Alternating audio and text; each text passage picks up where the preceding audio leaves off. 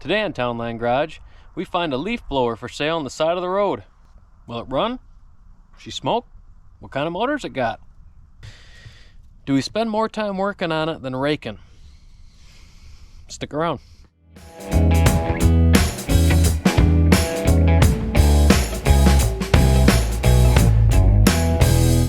Well, we went to drop off the camper this morning, and coming out of where that sits, I just happened to scope out a used leaf vac trailer.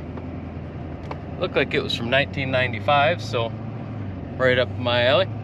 Got the stuff taken care of with the camper, and then went back and called the number and ended up to snip that old girl up.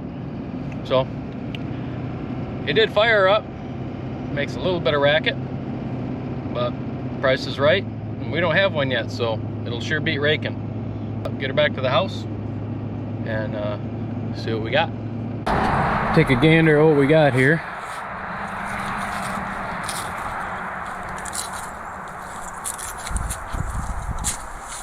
Guessing that's a 90s model. She's got a Harbor Freight engine put on it. It's got some modifications done. A little bit extra suction. Maybe? I don't know. Seems to work. Get it down and you're fired up. Well, I do believe found a little bit of the racket. You see we got the impeller here, and then she does a little bit of, I think there's been a little bit of customization on the center. Don't know if it's balanced right or not, but like I said, she's priced right. If something had to be changed in here, that's fine.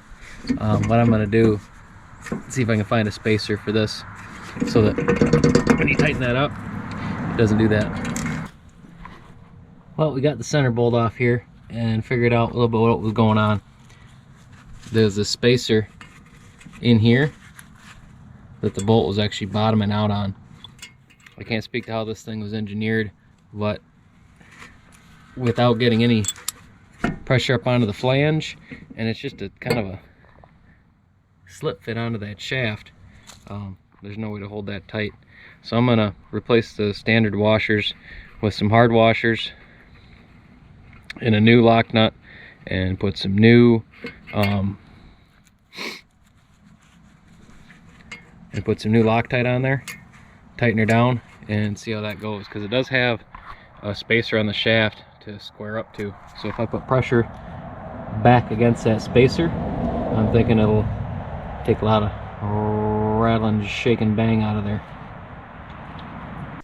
It didn't have the appropriate attachment for my mower, but I had a rear bagger kit, and this may have even worked better than what the Agri-Fab had from the factory, because I just shoved the hose for this unit inside the adapter that's made for mine.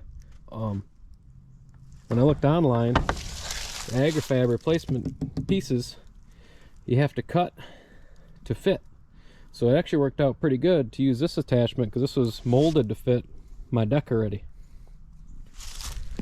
Got the old trash bag on here. I gotta get this thing tarped up, just running out of room inside, but we'll do a quick cold start on it so you can see that she does run pretty good.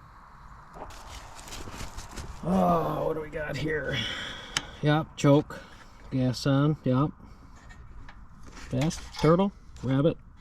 Let's go rabbit.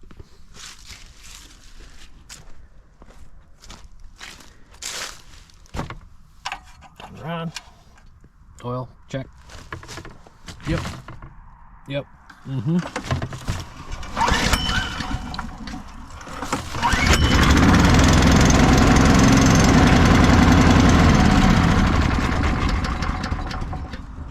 Two pulls.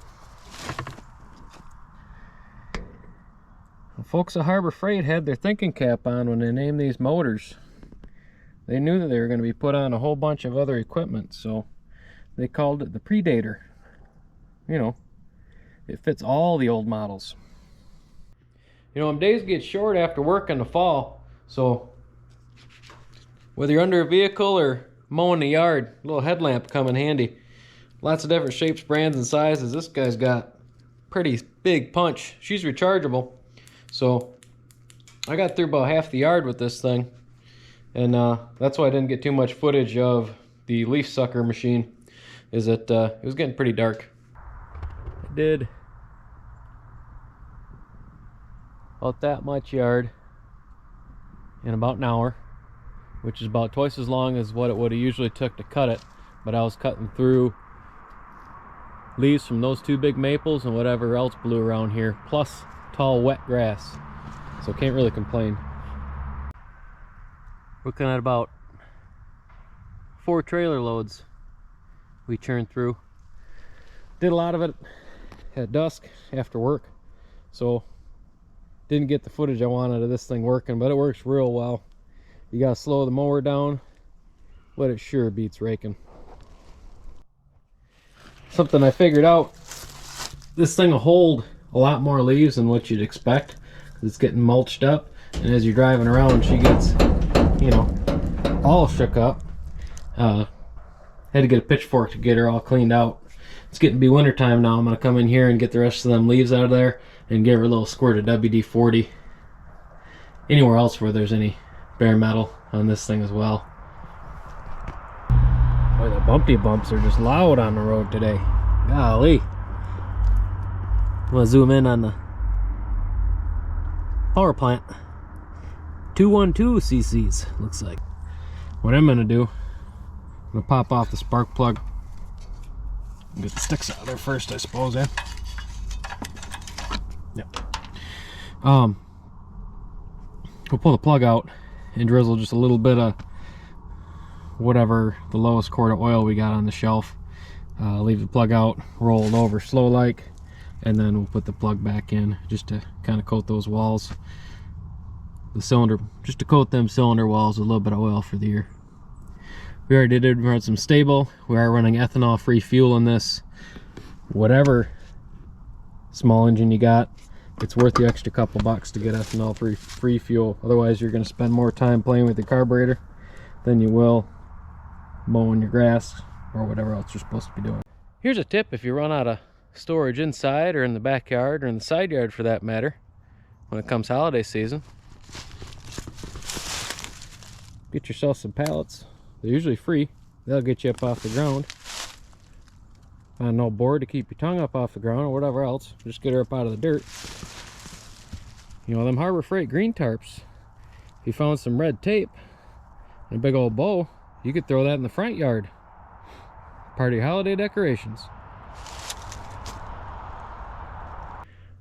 Well, that's going to wrap it up for today. Don't be afraid to go pick something up used, wrench on it a little bit, and kick her back into service, especially something like what we looked at today. You only got to use it a couple times a year. It's pretty easy to figure out if something's going to live or if it's not worth messing with. Not enough folks fixing stuff, way too much stuff getting thrown away, and the new stuff isn't always better. So keep that in mind. Hope you get out and wrench on something soon.